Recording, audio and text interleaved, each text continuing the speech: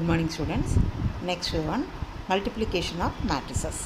இப்போ இதுக்கு ப்ரீவியஸாக நம்ம வந்து மல்டிப்ளிகேஷனுக்கு முன்னாடி அடிஷன் பார்த்தோம், சப்ராக்ஷனும் பார்த்துட்டேன். இப்போ next one is multiplication.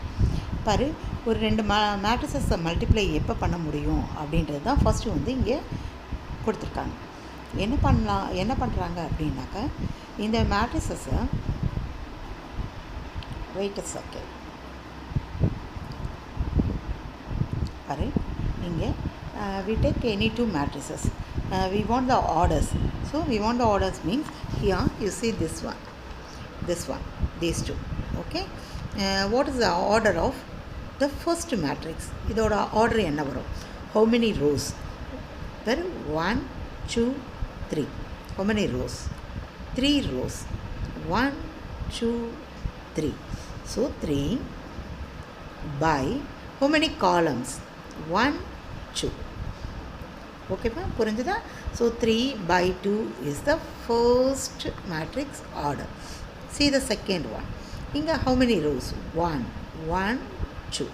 So 2 by how many columns? 3. Okay. Now the first order of matrix is 3 by 2. The second one is 2 by 3. Okay. See the middle numbers.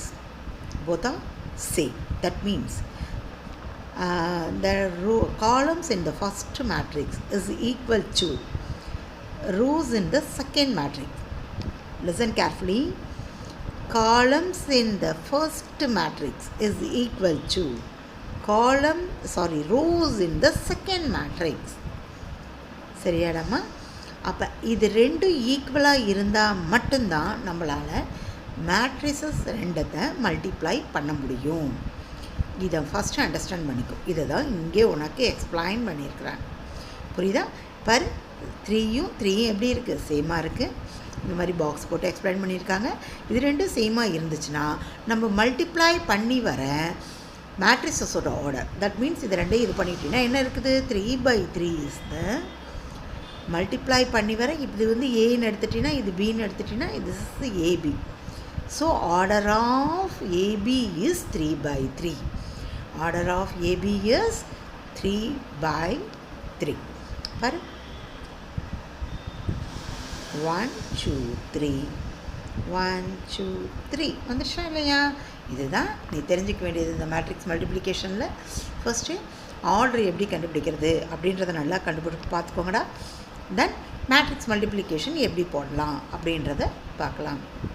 இப்போ next one, properties of multiplication of matrix. ப்ராப்பர்ட்டிஸ்ன்னு பார்த்தீங்கன்னாக்கா, first one, matrix multiplication is not commutative. இப்போ நம்ம வந்து addition வந்து காம்படேட்டிவ்னு படிச்சிருப்பேன்.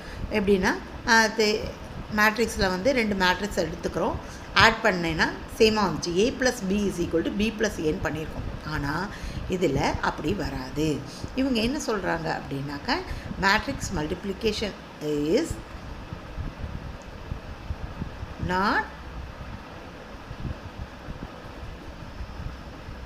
காமோடேட்டிவ் அப்படின்னு சொல்லியிருக்காங்க. பாரு, இங்கே கொடுத்துருக்காங்க இல்லையா? என்ன கொடுத்துருக்காங்க?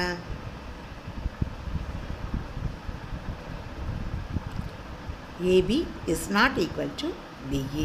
ஸோ ஏபி மேட்ரிக்ஸ் மல்டிப்ளை பண்ணால் வரது ஆன்சரும் பிஏ அப்படின்னு மல்டிப்ளை பண்ணால் வர ஆன்சரும் எப்படி இருக்காது? சேமாக இருக்காது. அதுதான் இங்கே சொல்லியிருக்காங்க. Not competitive. The next one is matrix multiplication is distributive over matrix addition. இந்த டிஸ்ட்ரிபியூட்டிவ்ல வந்து நீங்கள் லாஸ்ட் இயர் செட் லாங்குவேஜில் படிச்சிருப்பேன். திஸ் இயர் வந்து அதை அவ்வளோவா நம்ம படிச்சிருக்க மாட்டோம்னு நினைக்கிறேன். லாஸ்ட் இயர் செட் லாங்குவேஜில் படிச்சிருப்பேன். அப்போ அதை என்ன பண்ணலாம், அதை எப்படி போடலாம் அப்படின்றத இப்போ பார்க்கலாம். சரியா?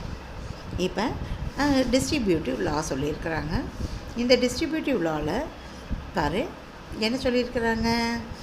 ABC are matrices order is given m by n. Matrix orders are given m by n, then n by p இப்படி given கொடுத்துருக்காங்களா. இப்போ இதில் எப்படி டிஸ்ட்ரிபியூட்டிவ் லா சொல்கிறாங்க பாரு. a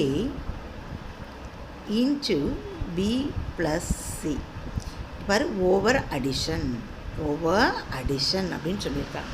so b plus c அப்படின்னா ஃபஸ்ட்டு ப்ராக்கெட்டை சிம்பிளிஃபை பண்ணிவிட்டு மேட்ரிக்ஸை ஆட் பண்ணிவிட்டு அதுக்கப்புறம் ஏயோட மல்டிப்ளை பண்ணினா உனக்கு ஒரு ஆன்சர் வரும். அந்த ஆன்சர் எதுக்கு ஈக்குவலாக இருக்கணும்? ஏபி ப்ளஸ் ஏசிக்கு ஈக்குவலாக இருக்கும். இதுதான் சொல்லியிருக்காங்க. So matrix multiplication is distributive over matrix addition.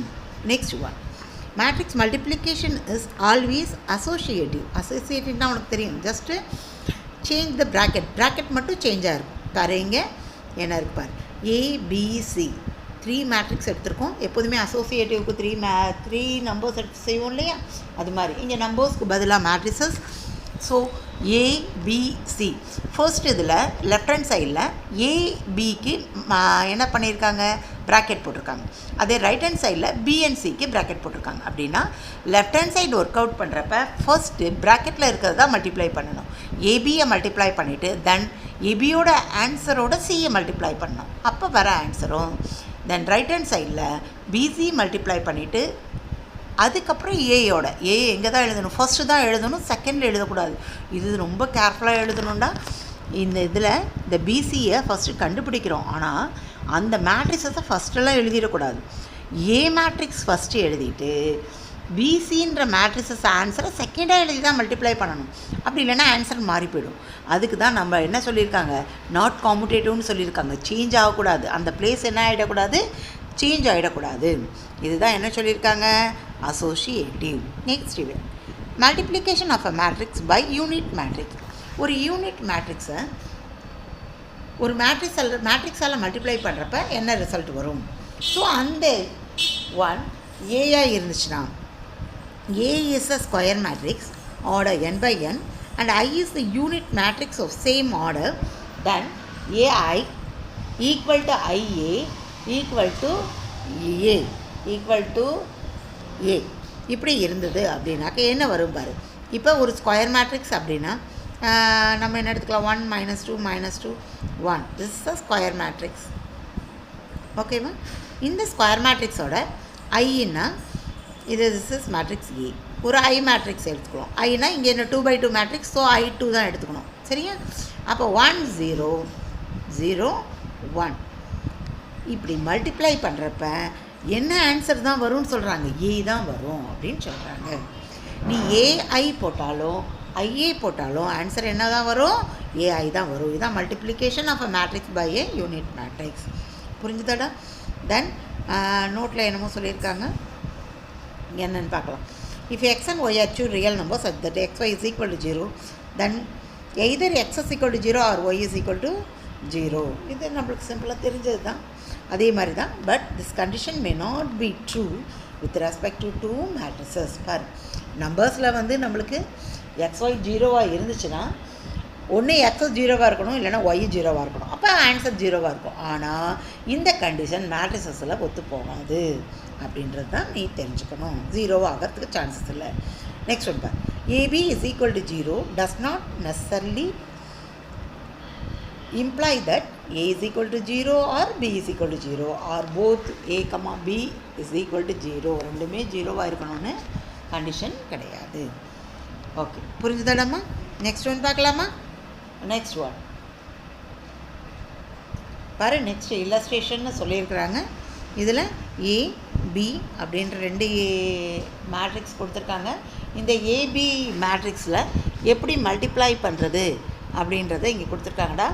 இப்போ நான் இந்த மல்டிப்ளிகேஷனை வந்து கொஞ்சம் போட்டு சொல்கிறேன், பார்த்துக்கோங்க. எப்படி மல்டிப்ளை பண்ணணும் அப்படின்றத கொஞ்சம் தெரிஞ்சுக்கலாம்.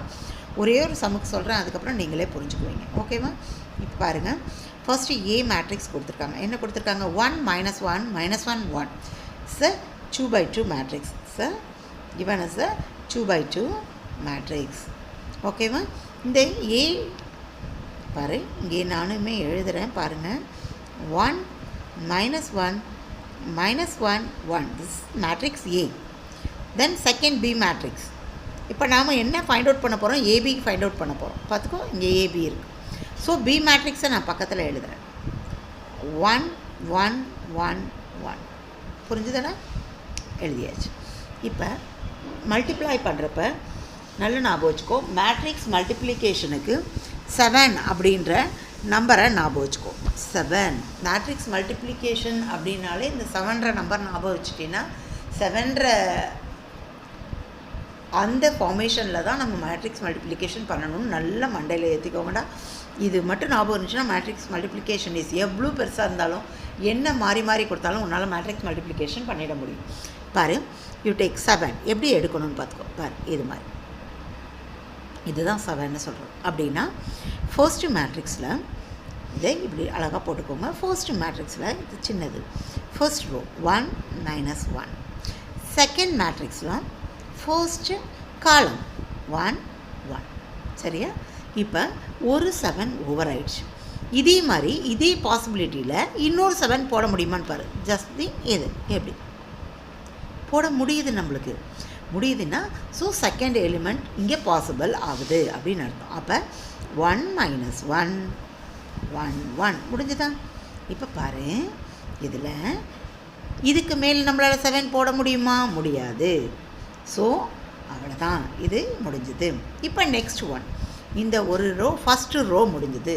இப்போ செகண்ட் ரோவில் பார்த்தீங்கன்னா செகண்ட் ரோவில் என்ன இருக்குது? இங்கே -1 1 இருக்குது. தென் அதே மாதிரி 7 இது தான், இது இந்த மாதிரி வரும் பார், இப்படி வருது. அப்போ என்ன வரும்? இங்கே 1 1 மேலே என்ன இருக்கோ அது அப்படியே எழுதிடும். ஸோ -1 1 இங்கே என்ன இருக்குது? 1 1.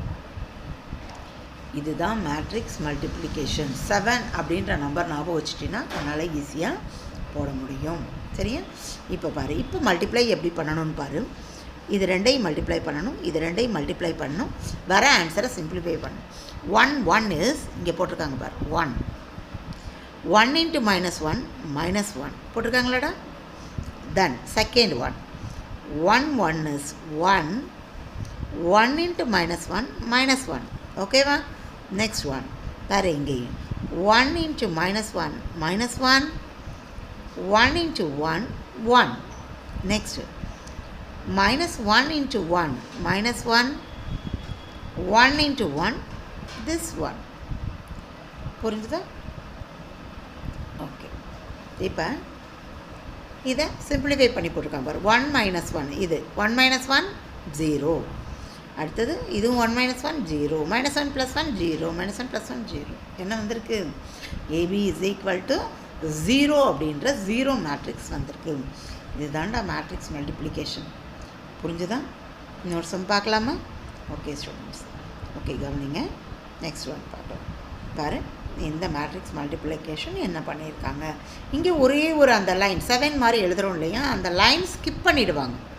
7 மாதிரி எழுதுகிற லைனை என்ன பண்ணிடுறாங்க அப்படின்னா ஸ்கிப் பண்ணிவிடுவாங்க. அது ஸ்கிப் பண்ணுறதுனால நிறைய மிஸ்டேக்ஸ் வரும். கொஞ்சம் இன்னும் ஒரு 2-3 மாதம் நல்லா போட்டு இதை பழகினதுக்கப்புறம் நீனாவே அதை வந்து நீ ஸ்கிப் பண்ணிக்கலாம். அது வரைக்கும் இந்த மெத்தடை ஃபாலோ பண்ணுறது நல்லது. பாரு, இங்கே ஏபி மேட்ரிக்ஸ் இருக்குது, இங்கே எழுதியிருக்காங்க பாரு, என்ன எழுதியிருக்காங்க பாரு, ஏ மேட்ரிக்ஸ். சரியா? பாரு, இப்படி போடணும்னு சொல்லியிருக்கேன் பாரு.